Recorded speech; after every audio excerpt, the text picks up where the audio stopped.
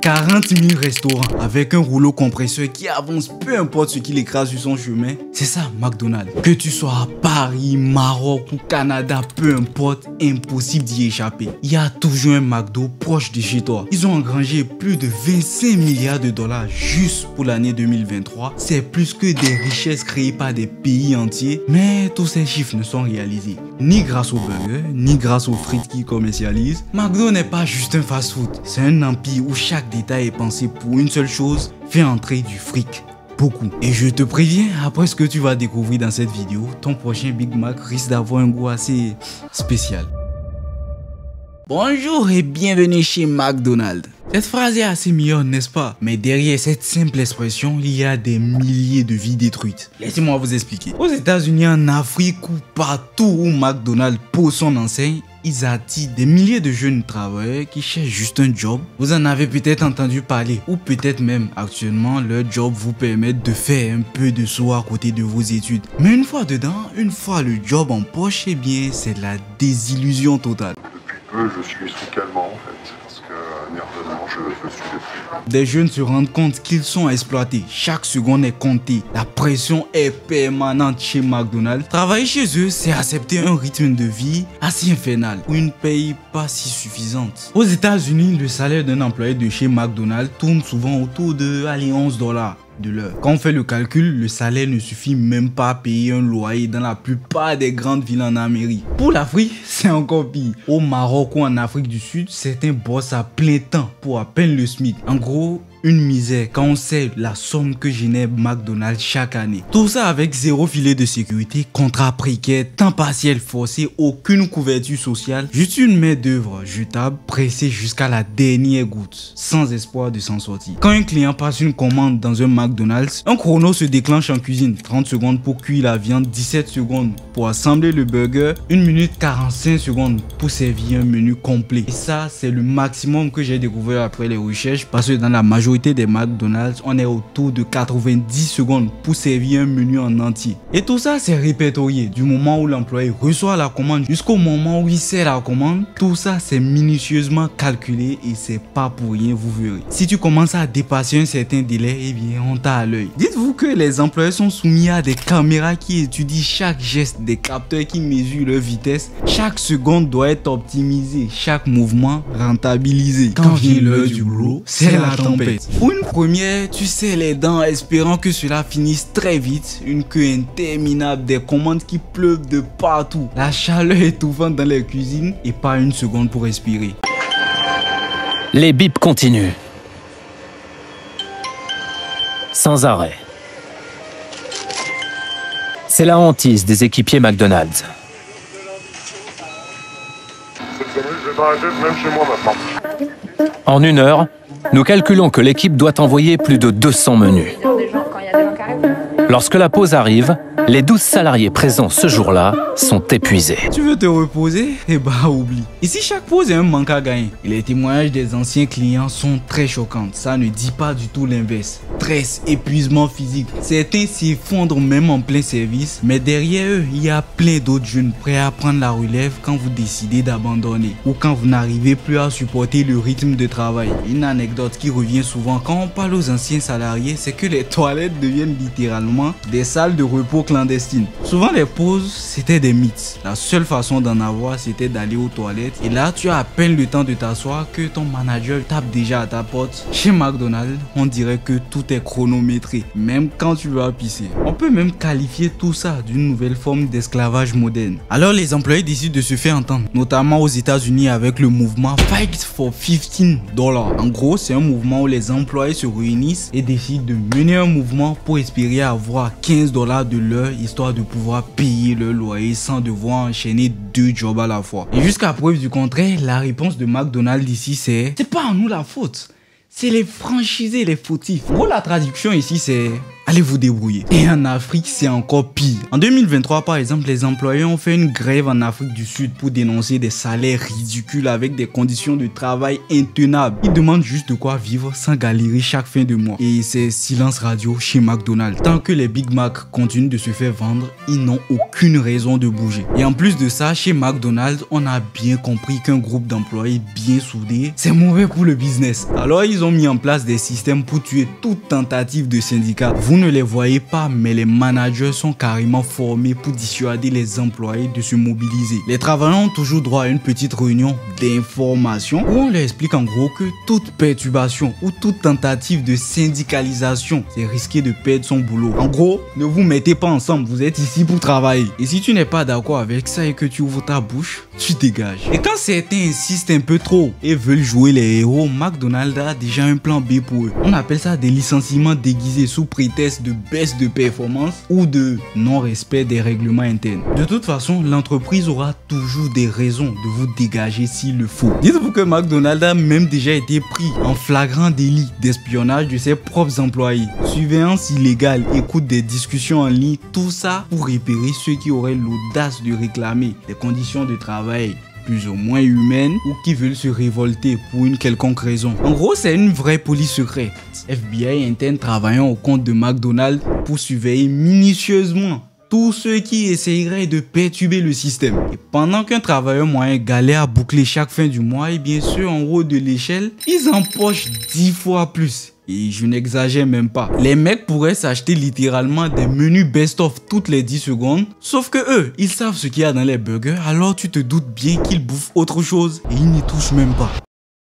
Petite question, est-ce que tu as déjà eu cette sensation bizarre? Une bouchée d'un burger McDo, ce pain ultra moelleux, cette sauce bien sucrée qui colle au palais là. Après chaque croc, avant même de te rendre compte de ce que tu es en train de faire, tu passes au second, puis au troisième, puis au quatrième et hop, le burger a déjà disparu. Vous dites que c'est parce qu'il y a une recette secrète, une bonne recette qui fait que le burger est bon et dans ce cas là, ça devient irrésistible pour vous. Vous ne faites que croquer, croquer, croquer, mais tout ça à la base, c'était déjà calculé. McDonald's sait exactement ce qu'il faut derrière chaque burger, chaque boîte de nuggets. Il y a une recette bien étudiée au milligramme près pour une seule chose, vous rendre accro. Parfois même, tu te dis que c'est parce que tu as faim que tu n'arrêtes pas de croquer. Eh bien non. C'est purement et tout simplement chimique. Les produits de chez McDonald's sont conçus pour stimuler ton cerveau, déclencher cette petite goutte de dopamine là, cette molécule là qui intervient dans l'addiction à la drogue, au sexe et tout ça. Vous en avez déjà entendu parler? Eh bien,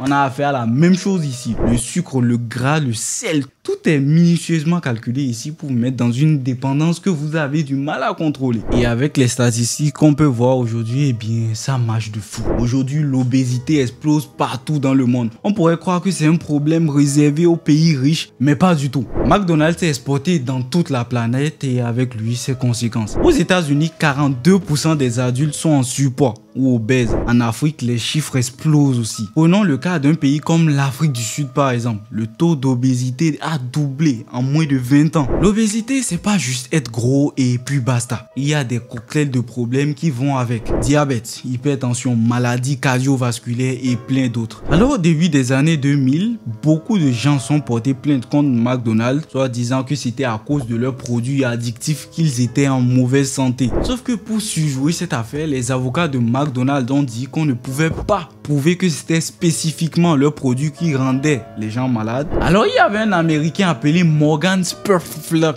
Bref, vous pouvez lire le nom ici, je peux pas le prononcer. Cette personne-là a décidé de ne manger que McDonald's pendant un mois pour voir les effets sur son corps. Ils ont fait un documentaire qui s'appelle Super Size Me. Si vous êtes aux US, vous en avez entendu parler. Oui, il existe littéralement des fous du bus pour faire ça. Manger seulement McDo durant tout un mois. Et les résultats sans surprise, c'est qu'en 30 jours, il a pris plus de 15 kilos. Son taux de cholestérol a explosé. Son foie a commencé à dysfonctionner. Il a développé des symptômes de dépression, de fatigue extrême. Et ce n'est pas fini. Et le plus flippant ici, c'est qu'en seulement quelques jours, il était carrément à chaque fois, à chaque instant de sa vie, en manque. Comme un drogué. Son corps avait toujours besoin de cette petite dose de sucre et de gras là, et tous ces additifs qui s'en suivent. Il ne pouvait plus se contrôler. Tu t'en doutes bien, McDonald's a réagi en minimisant l'expérience. Pourtant, les faits sont là. Leur bouffe détruit la santé de millions de clients et elle est même conçue pour les rendre addicts. Face aux critiques, ils ont quand même fait quelques ajustements, salade, menu équilibré, bref. Une grosse campagne de communication qui mettait juste une seule chose en avant. Regardez, nous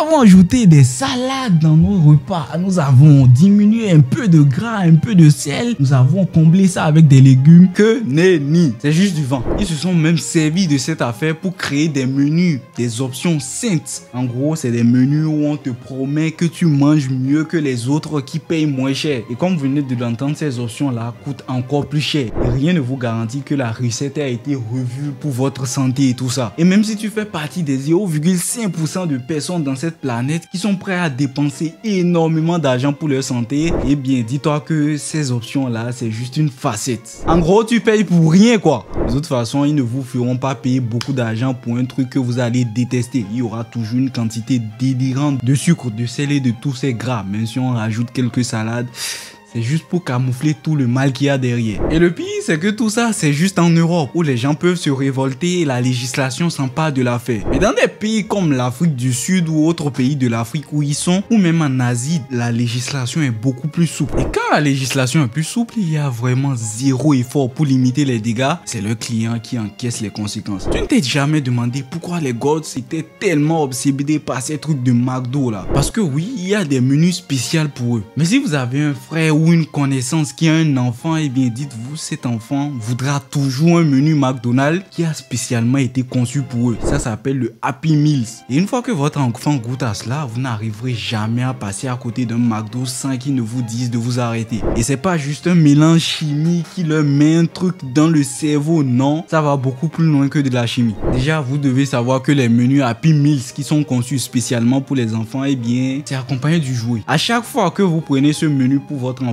il sera accompagné d'un jouet. Donc automatiquement dans le cerveau de votre gosse ou de votre connaissance, peu importe, automatiquement dans sa tête, il y a un truc simple qui s'enregistre. McDonald's est égal à récompense. C'est un conditionnement qui commence dès l'enfance et qui, une fois bien ancré, devient difficile à briser. Exactement le même procédé que l'industrie du tabac en fait. Attirer les plus jeunes avant qu'ils n'aient le recul pour se poser des questions, parce que pour une substance addictive, un client programmé dès l'enfance, c'est un client à vie. En Europe, la publicité ciblant des enfants, c'est un peu encadré. Mais en Afrique, en Asie ou en Amérique par exemple, c'est toute une autre chose. Là-bas, McDonald's a le champ libre. Pas de loi stricte, pas de restrictions. Résultat, des campagnes publicitaires agressives. Des mascottes enfantins avec ce sourire rouge là, des couleurs vives avec des slogans qui tapent droit dans le cerveau des jeunes. Ils ont réussi à jouer avec l'illusion du gain et de la récompense. Tu viens pour un repas, tu repars avec une récompense et vous allez voir, ça s'est appliqué même avec des adultes. Sauf que, boum, un bon jour, ce jeu-là s'est retourné contre eux.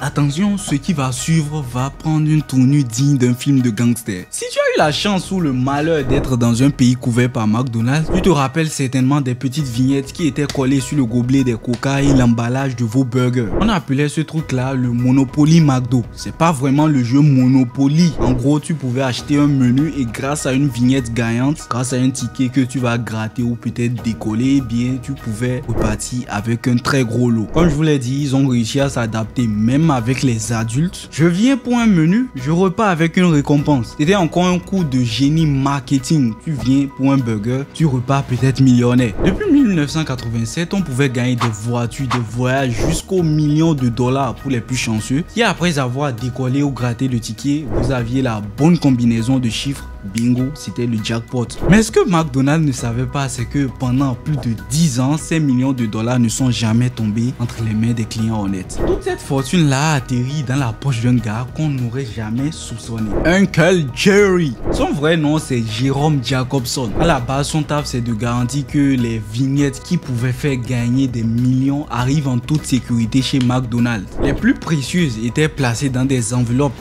bien scellées, ultra sécurisées, et notre cher Uncle Jerry était accompagné de quelques gardes pour surveiller la livraison. On parle quand même ici de millions de dollars. En théorie, c'était tout simplement impossible pour les clients de tricher.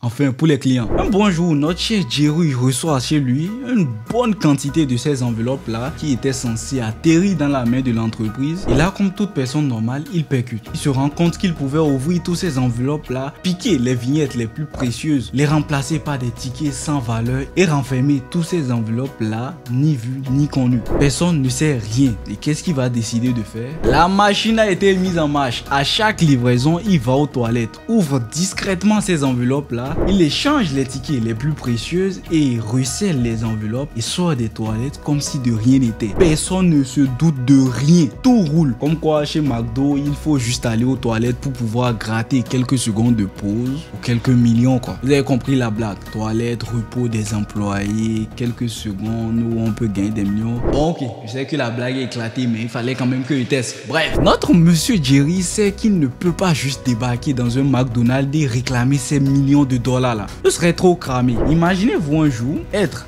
le responsable de sécurité, celui qui est censé s'assurer qu'il n'y ait pas de triche, débarquer un bon jour et tendre un ticket soi-disant parce que vous êtes le gagnant. Eh bien, ça paraît beaucoup trop suspect. Normalement, vous êtes même interdit de jouer à ces jeux-là pour ne pas céder à la tentation. Sauf que c'est pas le cas de notre monsieur Jerry ici. Donc, pour récupérer cet argent-là de manière très discrète, il commence à distribuer des vignettes à des proches. Son beau-frère, ses potes et même son boucher. Le mec chez qui il va acheter de la viande, il lui donne des tickets qui sont censés faire gagner des millions aux clients de McDonald's. Vous en doutez, c'est pour aller récupérer l'argent derrière. Et vu que notre monsieur n'est pas sans cœur, il a même offert un ticket de 2 millions de dollars à un hôpital pour des enfants malades. En faisant ce petit manège, Jerry va rencontrer un membre de la famille Colombo qui fait partie de la mafia italienne. Cette personne s'appelle Gennaro Colombo. Et vous savez très bien, l'objectif des mafias, c'est de blanchir énormément d'argent ni vu ni connu. Si une mafia peut utiliser un ticket et aller réclamer 1 million de dollars qui sera reversé sur un compte, vous vous doutez bien, cet argent-là devient propre. On appelle ça du blanchiment d'argent. Donc même si une personne est soupçonnée d'être dans une mafia et qu'il reçoit 1 million de dollars du jour au lendemain, il pourra justifier cette somme-là juste en disant qu'il a gagné cela grâce au Monopoly McDo, le jeu qui a été lancé par l'entreprise. Vous venez maintenant de comprendre pourquoi cette famille-là l'a approché. Jerry, le gars chargé de la sécurité de la livraison des vignettes, lui-même, il va piquer les vignettes les plus précieuses, les revendre à des membres de cartels italiennes et ça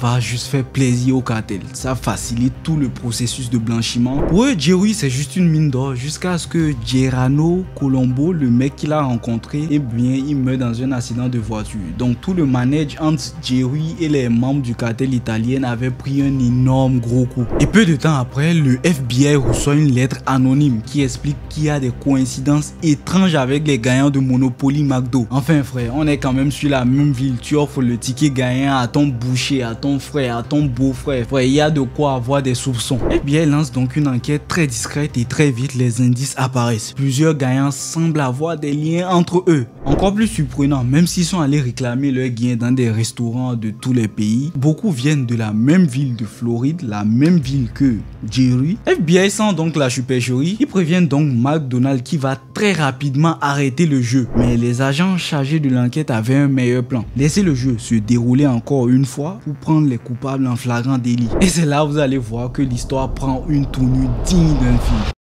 L'opération lancée par la FBI s'appelle le Final Answer. En gros, le plan ici, c'est de se faire passer pour une équipe de tournage qui documente les gagnants du Monopoly McDo. Ils iront voir les gagnants de Monopoly, leur poser quelques petites questions sur leur ressenti, comment ils se sentent après le gain. Et ce prochain faux gagnant en question était Michael Hoover. Il a bien passé sa journée, il vient maintenant réclamer ses millions auprès de McDo. Donc les mecs de la FBI chargés de l'opération, qui se jouent les reporters en quelque sorte, une question très simple qui ont eu à le poser par exemple, c'était: alors Michael, dans quel McDonald's as-tu trouvé ton ticket gagnant? Michael en question, sûr de lui, de son plan, décide donc de balancer du baratin quoi. Et une fois l'interview, vous pouvez appeler ça reportage, une fois l'interview terminée, eh bien l'équipe de tournage s'en va. Et une fois que l'équipe de tournage décide de partir, eh bien Michael va décider de passer un petit coup de fil et c'est là la catastrophe. C'est là que la FBI va découvrir le jackpot.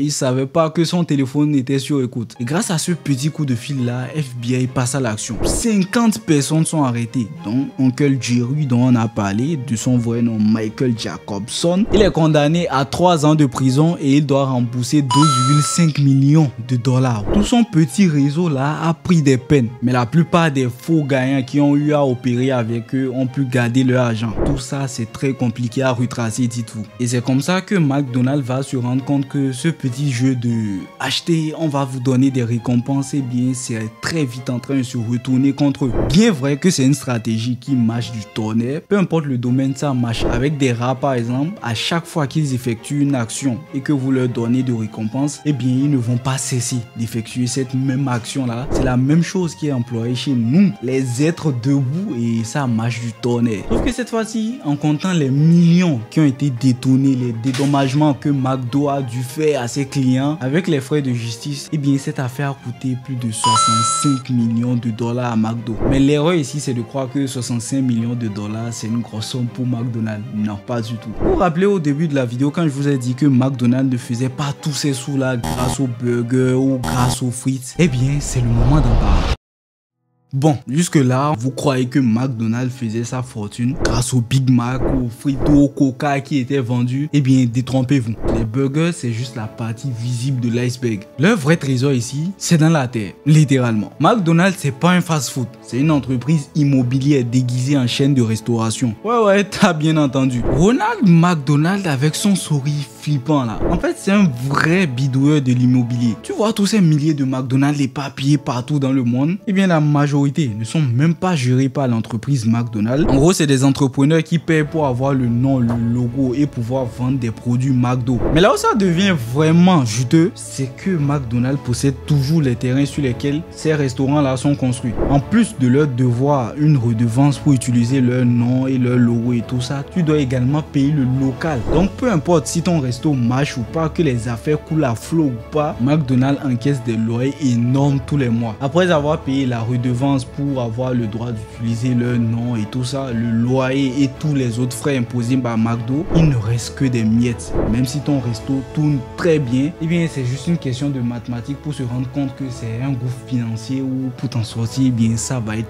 très compliqué. Certains franchisés ont dû même fermer malgré leur chiffre d'affaires impressionnant. Ouais, vendre des tonnes de burgers, ça ne garantit rien. C'est un peu comme courir sur un tapis roulant. Tu bouges, oui, tu transpires, mais tu n'avances pas. Ce modèle, il est tellement rentable que McDo l'a exporté partout. Ils achètent des terrains et laissent des franchisés s'occuper de tout le reste pendant que eux, ils encaissent les loyers. Et on estime déjà la valeur de l'ensemble de leur terrain à 39 milliards de dollars. Ça veut dire que McDo, c'est l'un des plus grands propriétaires immobiliers au monde. Si je suis dans votre tête jusqu'à là, vous dites ces milliards, c'est grâce aux burgers vendus. Eh bien non. Derrière tout ça, eh bien, il y a un business encore plus juteux pour eux que vous venez de découvrir. Et vu que les terrains deviennent extrêmement chers à l'extérieur, eh bien, ils vont se diriger dans les pays d'Afrique où vous allez voir qu'ils commencent à s'implanter de plus en plus. Parce que oui, l'immobilier y est beaucoup moins cher à l'achat, mais les loyers qu'ils vont pouvoir imposer aux franchisés restent super élevés. Du profil facile pour McDo et des franchisés qui doivent bosser 2 fois plus pour survivre. Donc là, si vous avez compris le système, McDo gagne doublement, voire même triplement, et les franchisés, vous ne le voyez peut-être pas, mais la majorité peine à s'en sortir. Ce modèle économique, il est tellement bétonné que même quand McDonald's traverse des scandales de santé publique, des fraudes comme celle de Monopoly McDonald's que vous avez vu par exemple, ou encore des critiques sur leurs conditions de travail et tout ça, eh bien l'entreprise reste tout de même solide. Il y a eu des centaines de documentaires à ce sujet, mais jusque là, l'entreprise n'a pas bougé d'un seul poil. Normal, puisqu'ils ont qu'à acheter des terrains et regarder les autres s'épuiser à leur remplir les poches. Alors voilà,